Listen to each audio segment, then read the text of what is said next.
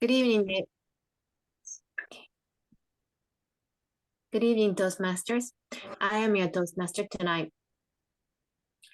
This meeting tonight, we have consists of three portions. First is prepare speech, and we have speaker tonight, which is very good. I love to hear it. I can't wait. The second portion of this meeting is table topic speech. It's the most fun part of this meeting. Everybody join it, and please be ready. And the last portion is the evaluation. We have we evaluate the entire meeting, and not just the meeting, but probably more than that. So let's start with the first portion of this meeting, which is prepare. Oh, I'm sorry. Before starting a prepare speech, let me ask each person who has the following roles to, and please explain your role. Timer. Thank you, Carrie. Tonight, my role is timer. The timer is basically just keeping track of the duration of the prepared speeches, the table topics, and the evaluations. So the first duration for the prepared speeches, which I assume is 4 to 6 minutes. So when it's 4 minutes, I'll flash the screen card. When it hits 5 minutes, I'll flash this orange card. And at 6 minutes, I'll flash this red card. So for the table topics duration, it's going to be 1 to 2 minutes. So it's the same method. Green for 1 minute. Burnt orange for 1 minute and 30 seconds, and red for 2 minutes. And for the evaluations, it'll be 2 to 3 minutes. Same method. Green for 2, burnt orange for 2:30, and red for 3 minutes. That's the role of the timer for the evening. Back to you, Miss Carrie. Thank you, Donovan. Next, our counter. Where's our counter tonight?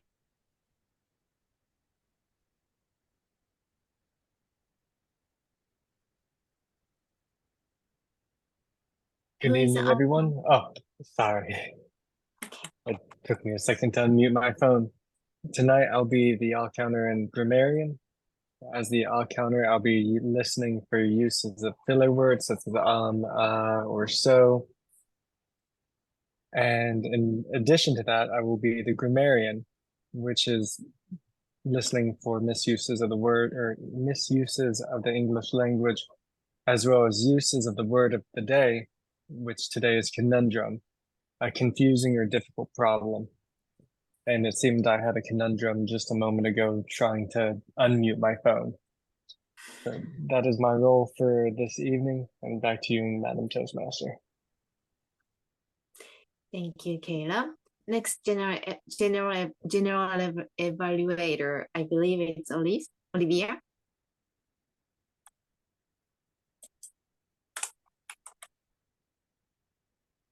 Maybe you unmute again?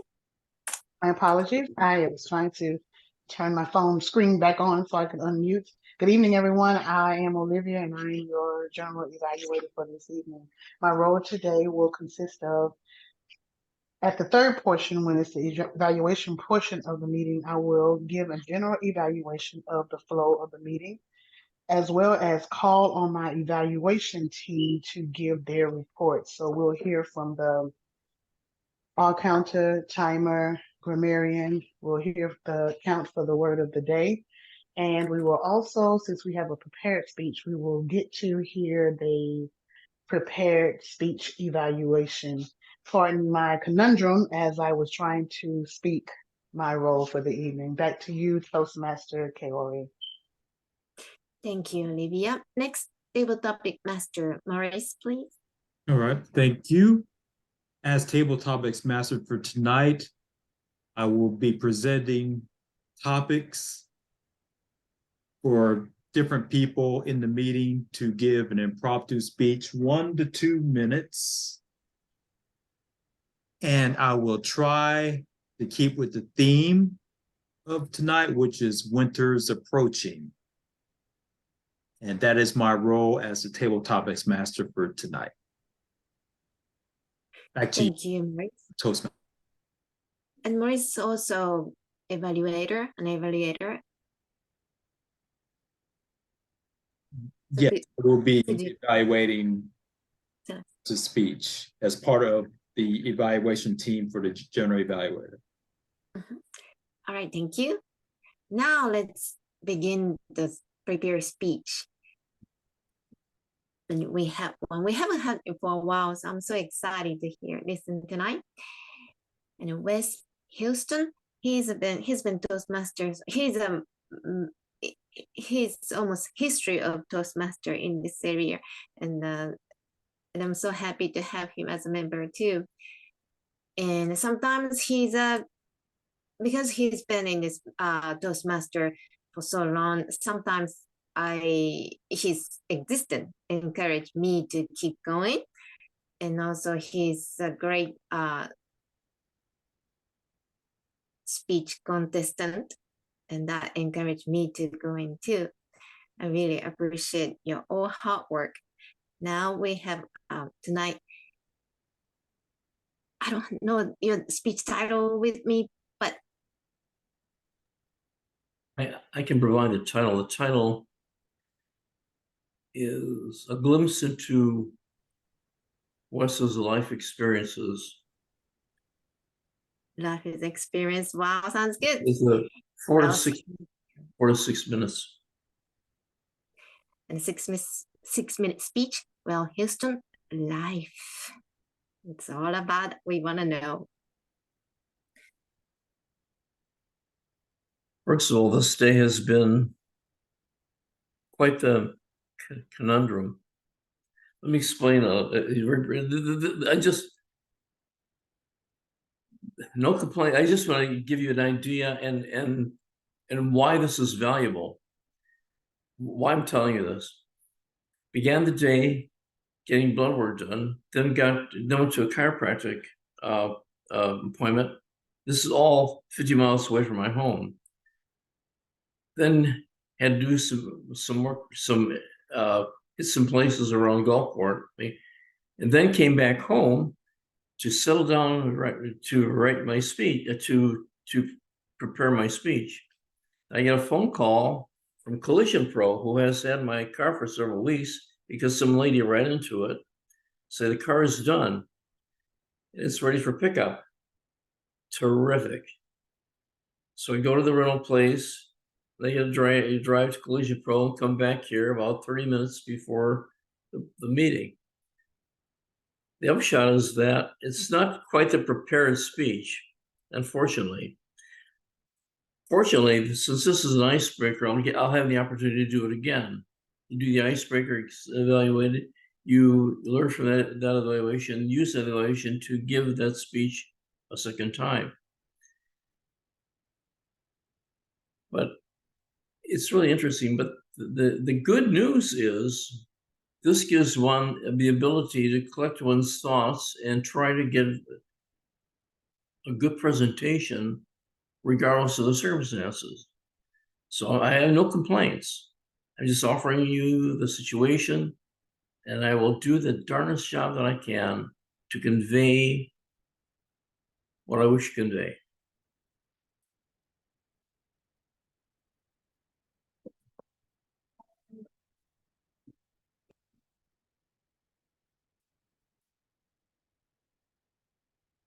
This Toastmaster, fellow Toastmasters, perhaps we consider a modern day conundrum the question of, is there a life after after physical death? And is there such a thing as intuition? I personally believe that there is life after physical death. And I do believe in intuition because I've seen it work in my life. I'd like to give you a few examples of how these things may intertwine. My dad passed away in 1992. After he had passed, I had a dream where my father and my mom and I were about to take a trip by train. We've never done that before. In the dream, Dad had boarded an earlier train, and as the train was pulling away from the platform, he called to my mom and I from the window saying, "Don't worry, we'll meet up at the next stop." I found that dream rather comforting after my dad passed. Well, in 2004, I was visiting my mom in Detroit, Michigan for Easter. We were having a wonderful time, spending time together, looking forward to spending Easter Sunday with our relatives. The night before Easter, Mom had fallen and broken her hip that night or early morning. So I took her to the hospital, and she had emergency surgery on Easter Sunday. Fortunately, I was a government employee, and I had a lot of medical leave. I was able to use a good portion of that medical leave to convert to family-friendly leave, where I could stay in Detroit with my mom and see her through her recovery. Well, one of the things I did was I replaced all the carpeting in the home with flat Berber carpeting. See, my mother had fallen on a ripple in the carpeting, and I wanted to eliminate that problem altogether by replacing the carpeting by having a heavier flat carpeting capability. Unfortunately, my mom's recovery wasn't going too well. She had emphysema, and she kept having relapses over several months. Now, just before she was going to be transferred to a hospital, I had a dream about, it was a shoreline setting, and there was a dark cloud coming over the river. And the dream ended as I was taking shelter as raindrops started falling on me. Well, the hospital that my mom was going to was the Wyandotte General Hospital, which is on the shore of the Detroit River. So I was wondering about that dream. Perhaps it was weather related. That's what I wanted to believe. But as it turned out, that was not the case. I last saw my mom that July. She couldn't talk, but she had this tenderness in her eyes, this look of concern. It was obvious that she was not coming back to her physical home. So I simply said, "Mom, it's okay for you to go into the light. It's okay for you to see Dad." And then she left. It was that quick. Now that December, I was in Arizona visiting my cousin and her husband. Her husband, Mike, was rather spiritually sensitive. And he said he had a dream about my dad. He said he was in a hospital setting. He saw my dad take my mom's hand, and her spirit get up out of the bed. They walked down this corridor. These hospital type doors opened up. And they walked off into the light. And before they left the light, he said that Mom would look back at me, stop and look back at me, and Dad would say, "Oh, we'll look after him. It'll be okay." And I said, "Mike, that's exactly what I told my mom. It's okay to see Dad and go into the light." He had absolutely no way of knowing that. Of course, a year later, Katrina hit the Gulf Coast. And I was in Michigan. I was calling different places to let them know that I was okay. And I called Mike, and I heard the sigh of relief. "Man, am I ever glad to hear from you." I didn't find out until later, that following December, what his reasons for his relief. He said, "My mom came to him in a dream and said, 'Don't worry about Wes, I'm taking care of him.'" Well, Mike took that the wrong way. He thought Katrina had finished me off and Mom was taking care of me on the other side. So that's why he never even told my cousin that dream. So I've had many experiences in my life, several, which I firmly believe that there is indeed life after death. And I do believe in the value of intuition. I've seen it work in my life. With that, I conclude, Mr. Toastmaster.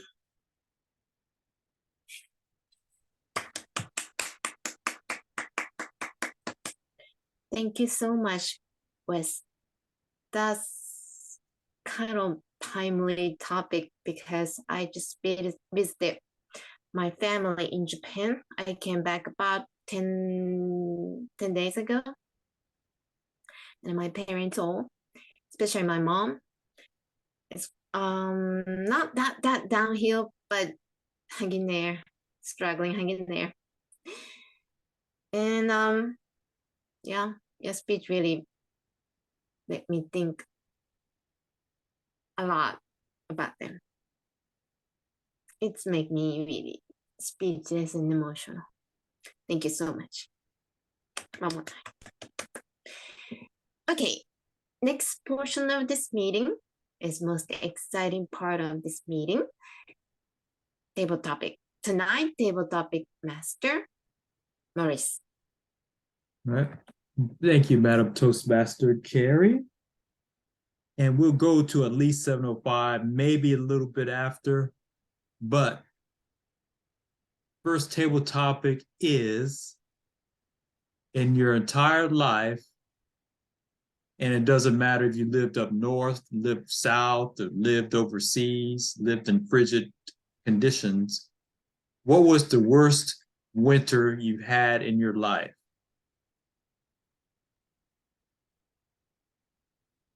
As far as the weather and perhaps snow and ice, etc. Okay, I see two hands. I'll go with Caleb first.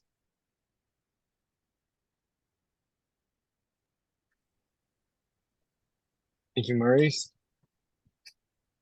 The question posed to me was, what was the worst winter I've ever had? To answer that question, I want to clarify that overall, I usually really enjoy winter. I love the cold, I love the snow, and I love that a lot more than I love the heat. But last winter, there was one day in particular which probably ranks up on the worst winter day I've ever had. I was driving from North Carolina to Huntsville, Alabama to see Bethany with her family. And about halfway through the drive, and this was after Christmas, right before New Year's, halfway through the drive, it starts snowing. And at this point, I was driving a Dodge Charger, which does not have very good snow grip. And there's something really concerning when you're in the mountains and it starts snowing and you're in not a car equipped for driving through the snow. But I made it through just fine up until I got to Huntsville. And there was a single stretch of road, just a hill, that as I approached, I saw there were just cars all on the ditch. And it had just completely iced over. So this one stretch of road was just an ice rink. And my car slid down, nearly made up the hill, and saw that there was a tow truck that was blocking the way because they got stuck as well. And my car slid back into a ditch and then proceeded to get hit by a Ford F-150 who also tried to make the hill. Despite that, I managed to make it to her house that night by driving through a field and driving through several other icy roads. And I think that was the first time I've ever had the Tetris effect with driving, because I could just, every time I closed my eyes, I would see the snowy roads and I was just so nervous that I was just going to go careening off the road.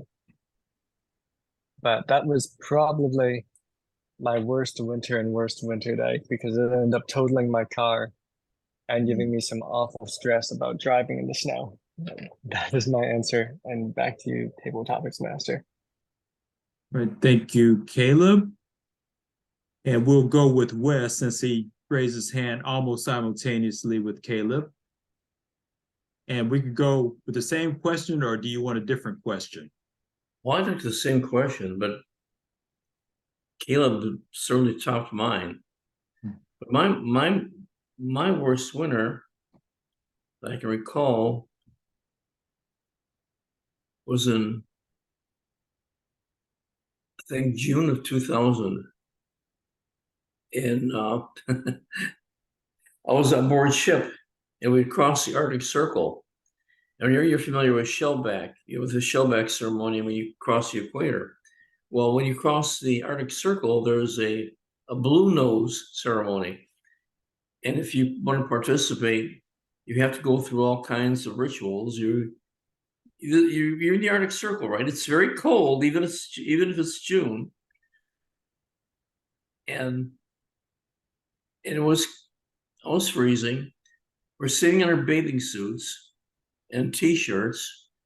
We have to eat ice cream or popsicles and do a lot of cold things which are inducive to cold or living in cold. Well, as I say, that certainly was fun compared to Caleb's, but I would have to say, with a smile, that was my worst winter. Mr. Topics Master. All right, thank you. And we'll do one more before we move on to the next portion of the meeting. The question is in relation to winter temperatures. Would you rather have for the day, let's say, temperatures in the teens Fahrenheit or 100 degrees Fahrenheit? What would you rather have for the day, in the teens Fahrenheit or 100 degrees Fahrenheit? Yeah, I see Carrie's hand raised. I hate cold weather. I don't like cold. That's why I'm living in Mobile, Alabama. So even it's 100 degrees, it's hard. We not all of us experienced this summer. It was crazy hot, not just Alabama, but also entire US, and not only US, but also entire. I mean, that's a worldwide. It was crazy hot, including Japan too. But I would choose 100 degree. The reason I said I hate the cold weather. Luckily we have AC. And if you go to the north, for example, Washington State, a lot of houses doesn't have AC. A few houses has AC. The houses that I visited in Washington State, they don't have that because it's somewhat cool summer. It's sometimes hot, but ceiling fan and just open the windows and it's good. And it's hot in daytime, but it's cool down in the evening. So they don't need an AC. But here we need it. Luckily we have it. I have it in my house. So I would choose 100 degree. And then enjoy the ice cream or icy cold drink or so much in icy stuff. And I will enjoy it. And it's stay home. And that's, and then even just driving, the AC is on, and then probably 60 degrees or whatever it's called. And I enjoy hot weather outside. Thank you. And at this time, I will relinquish my role as the Table Topics Master, and I will relinquish the lectern back to the Toastmaster.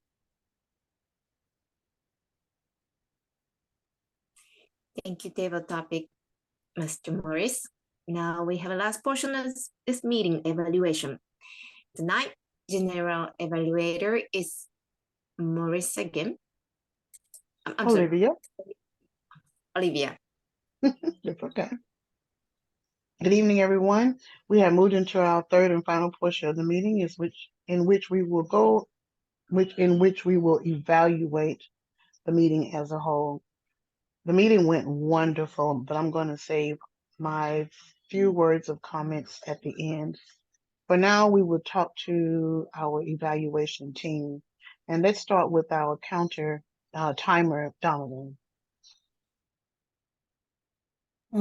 Shouldn't Maurice go first since he's the speech evaluator from West? Oh, I'm so sorry. Thank you very much, Donovan. Yes, Maurice, please. I said Reese, Maurice, and please. Oh my goodness. All right. Maurice, please give us your evaluation for Wes's speech. All right. Thank you, Carrie. So the evaluation for Wes's speech, a glimpse into my life. And it was an icebreaker for another path. And one of the questions in Wes's speech was that, is there life after death? And for a lot of people, that is a conundrum. But Wes presented a good speech. He did like all people did during their icebreaker, talk about themselves, talk about their life. And he talked about his parents, and particularly his mother, and his cousin had a dream, and he went over the dream elaborately. And he gave a good story about that portion of his life. And he gave a lot of details in his life. And that's one of the parts that he excelled at, giving a good story in about his life. And I will skip what you may want to work on, but I'll go to challenge yourself. Just continue with your speeches. With repetition comes, I'm not going to say perfection, but getting better and better at what you do with repetition. And then now I'll go to the evaluation points. Clarity. Wes spoke with great clarity. Vocal variety. He had some vocal variety in his speech. Eye contact. He looked at the camera a lot during most of the speech. Gestures. He used effective gestures. Audience awareness, they were tuned in to what he was saying. Comfort level, he appeared to be very comfortable, and interest, the speech topic and the speech content proved to be interesting to the audience. And that is my evaluation of Wes's speech. Back to you, General Evaluator. Thank you very much, Wes. And I must agree with you that Wes did an amazing speech. And I could visualize every portion of it. So that makes a speech so much better when you're just talking normally, but you're so descriptive to where the audience can truly just allow themselves to float into your existence during that time. So thank you very much for your speech, Wes. Moving on to the next portion, let's call back on Donovan. Donovan, are you ready to do your evaluation with the timers report, please? Yes, ma'am. Thank you. All right. So tonight I was a timer. I thought Wes's speech was really well spoken and always well performed. Other than that, I thought the meeting went well. And other than that, let's get down to the actual report. So I would like to start off with Mrs. Bell's speech. I calculated that he got 6 minutes and 12 seconds. Now for the table topics would be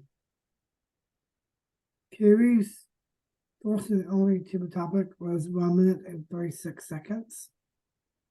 Caleb's first and only table topic was two minutes and 34 seconds. Louise was right at 3 minutes for his evaluation. And the rest of his table topic was 1 minute and 11 seconds. I thought overall it went well. No one created any conundrums during the meeting, which was a plus. Other than that, I would relinquish the lectern back to Madam Toastmaster. General evaluator. Thank you. Yeah, no problem. I get twisted up. I run into that conundrum quite often, Donovan. Have no problems. Next, we will call on our general. No, see, I just did it. We will call on our counter and grammarian. Caleb, please. Thank you, Olivia. For word of the day, I've heard Wes use it twice, Maurice use it once, Olivia use it once. I believe I used it once right at the start as an example. I'm not sure if I heard Donovan or Carrie use it. Donovan used it as well. And Carrie, did you use the word of the day? No. Okay. So that is my report for the grammarian. And as far as the all counter, everyone is excellent in terms of avoiding filler words. I think Olivia caught herself right at the beginning of the night, but that was before we started recording, so it doesn't count in my opinion. That is my all counter and grammarian report, and back to you, Olivia. Hey, Rory, were you getting ready to say something? Okay, No, I I'm just sorry. said I I thought forgot you. to use the day of the words. Oh! I thought you were had unmuted yourself to say something. I apologize. No. Let's see. We have Larian, timer, all counter, word of the day. Okay, I think we are done with that portion. Am I missing anything? I feel like I'm missing something. Is that it? I think so. Yes. Okay. Now for the general evaluation. The meeting, everyone was here on time. The roles were filled except mine, but luckily Donovan and I got on a few seconds early, so I was able to select a role. Everything was filled except for, well, I think we had to position someone for the invocation and pledge. And thank you, Wes, for jumping in and taking that for us.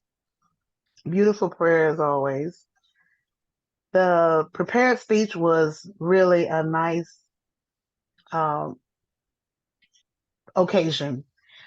Wes, your speech was lovely, very thought-provoking, very interesting, and timely. There's so many people suffering with so much sorrow, mourning. People are sick and passing, and so your speech would be found by many, or should be found by many, as comforting. Thank you very much for your speech. The table topics portion was awesome. Caleb, I am so sorry that you went through that.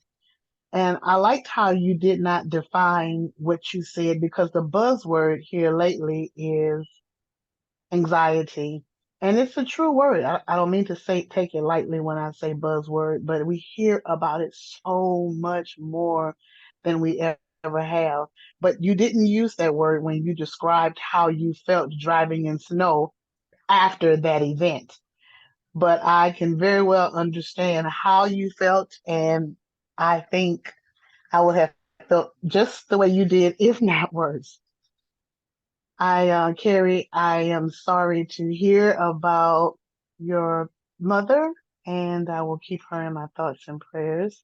And I am so glad that you were able to get home and come back. I know it is not a small feat to go all the way to Japan and back to the US. So kudos to you for being able to do that.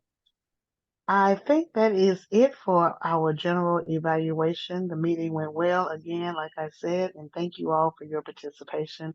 Back to you, our Toastmaster Kaori. Thank you, General Evaluator Olivia. And thank you for your comment, very thoughtful comment. And tonight, that's all the meeting. And thank you so much, everyone, for participation. Especially, we have prepared speech. I'm so happy to have. Now, back to our president, Maurice. All right, thank you, Carrie.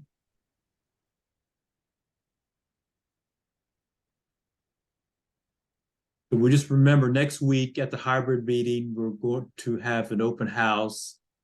We can bring a certain amount of refreshments. We can't have like a full meal because they're going to charge us money if we do that, but some finger foods or something like that. And then maybe some water or some small soft drinks or something like that. And Maurice, you're making that very vague. What do you want us to do, and what do you need us to bring? And are we going to get any funds out of our treasury? We got a lot of money just sitting there. oh yes, We're yes. going to use We some of have our. funds So in what do you want treasury. us? Yes.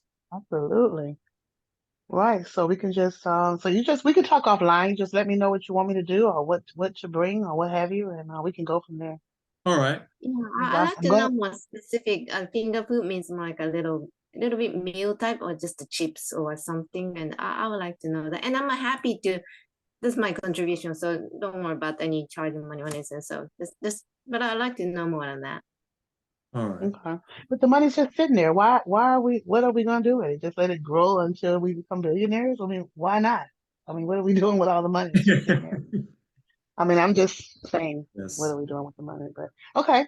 Yeah, but I will definitely contribute or participate. So we can talk about it offline. Maybe just talk All via right, we'll do that.